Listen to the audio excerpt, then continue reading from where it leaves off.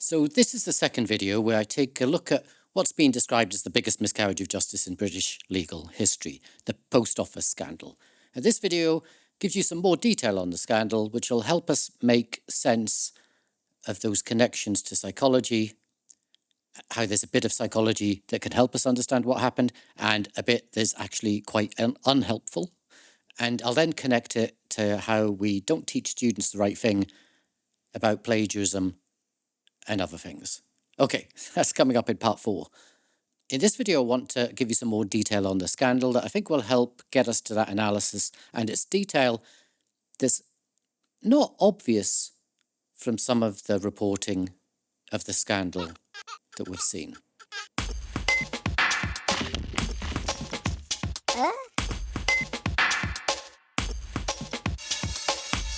So here in Australia, I started watching the TV drama series Mr. Bates versus the Post Office on January the 5th. That was before it was broadcast in Australia on February the 14th. When I watched it, it had only just been broadcast in the UK. It was a moving piece of drama. Not the most moving I've ever seen. The script was a bit wonky at times, but it did stir up my emotions. It made me angry.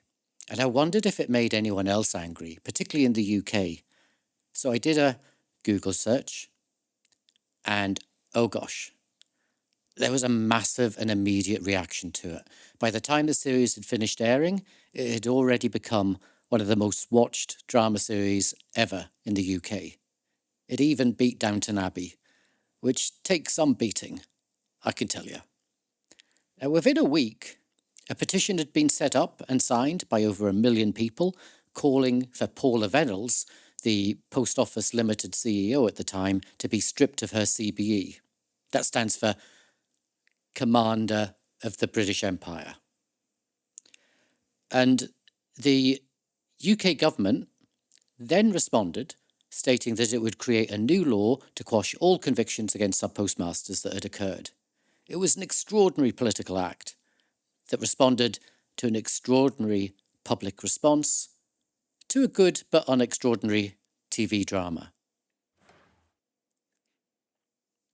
The extraordinary response happened because the drama tapped into something in the British psyche that released a full-blooded anger. There were lots of things feeding into this, I think. But I think among the things, it tapped into a growing disillusionment with the UK government that had come to a head recently following a number of scandals involving the then Prime Minister Boris Johnson and scandals that were emerging in relation to how his government handled the COVID pandemic. And then there was the scandal of Liz Truss, who replaced Boris Johnson as PM and who managed to wreck the UK economy in a matter of weeks. And all of that probably stewed in the juices of decades of public anger over the selling off and impoverishment of public assets, like the phone service, railways, water, wastewater, gas and electricity, and the mail service. The post office was part of that selling off. It used to be part of mail service called Royal Mail Services. Before that was split from the post office and then privatised. The post office wasn't fully privatised, but was made into a statutory corporation with the government as its sole shareholder. And it adopted a corporate business model, independent of government, but owned by government. That historical context is going to be key to help us understand the scandal, and I'll explain that later. I'll do some big connections to that in part 4. But it also helps us understand why the public responded to the scandal with such anger. But there's more historical context here that's important, and we need to go way, way further back to pick that up. The post office dates back to the 17th century, with the mail service dating further back to the 16th century. Now, for the post office, over those 300 years, the post office has grown in the public imagination into a cherished and trusted social institution. People typically think fondly of their local post office, and more so of their sub-postmaster, the ordinary, honest, hard-working member of their community who runs the local post office And people get very upset if their post office is attacked or closed down. And that's also a sign of how the local post office is an important place in the community, particularly those small village post offices, because they serve the young and the old, working classes and middle classes, businesses and charities. It's a place where you not only buy stamps and post and collect parcels, but it's a place where you deposit money into a bank account, particularly so when donating to a charity. It's a place where you collect your pension, pay your bills, all sorts of things. And village post offices often combined with grocery shops and cafes, particularly in the small villages. So it was a place you'd go to do your shopping and to meet your friends. And they're often an important hub for information and a place where people can connect with others in their community. And the sub-postmaster is at the heart of it and is often well-liked and respected, honest, hard-working, down-to-earth, ordinary members of the public serving the needs of their community. Kind of like Mrs. Groggins.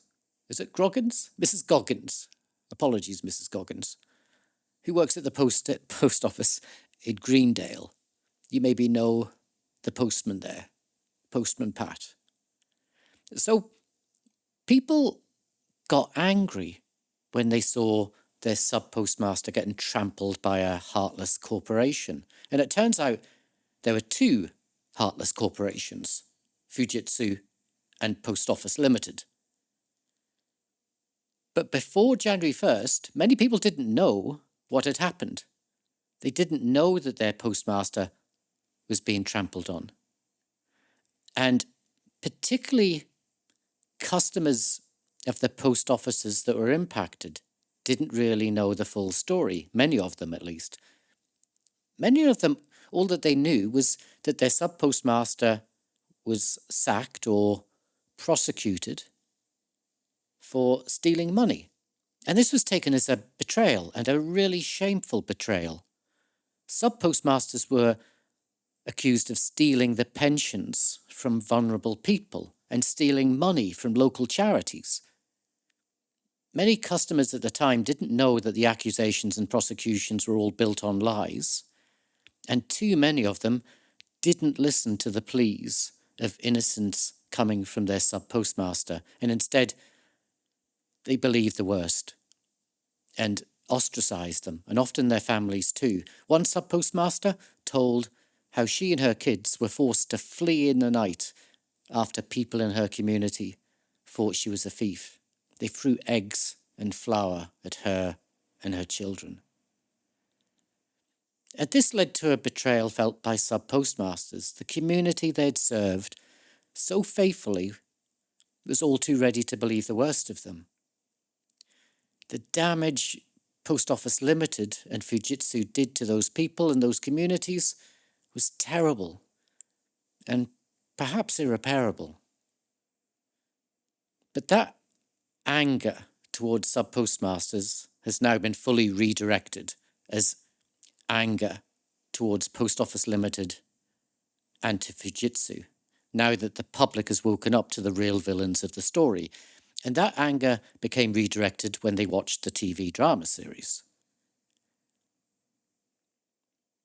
Now, when the drama first aired, it was at the point at which that statutory inquiry into the scandal that I referred to in part one, at the time that inquiry, it'd been on a short break. It was the Christmas break.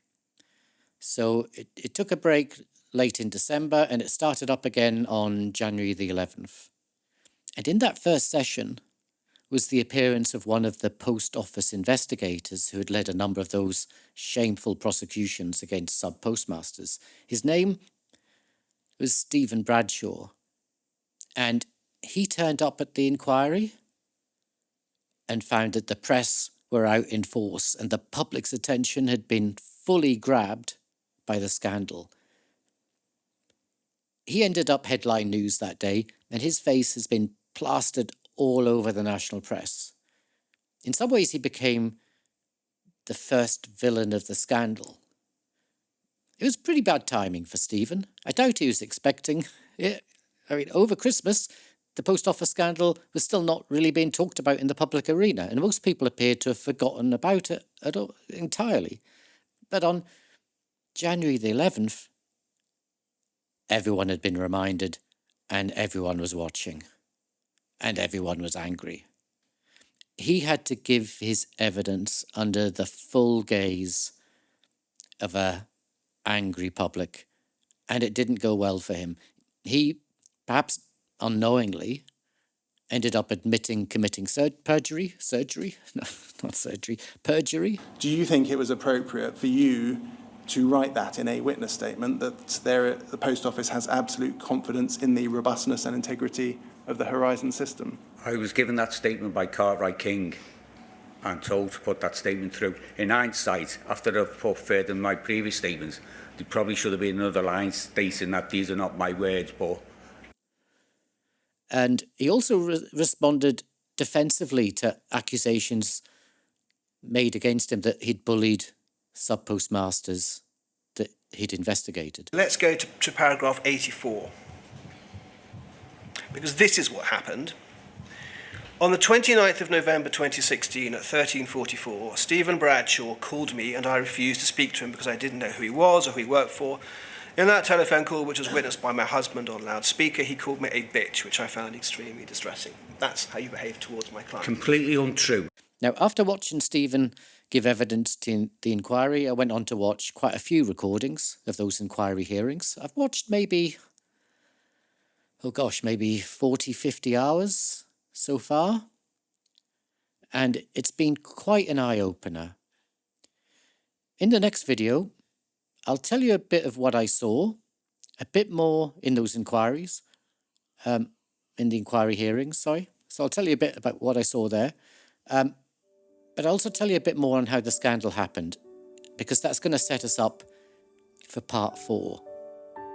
And that's where I'm going to make those connections to psychology and to what we're unhelpfully teaching our university students around plagiarism, but also around something else. But we'll get to that. Well, if you stick with me, we'll get to that.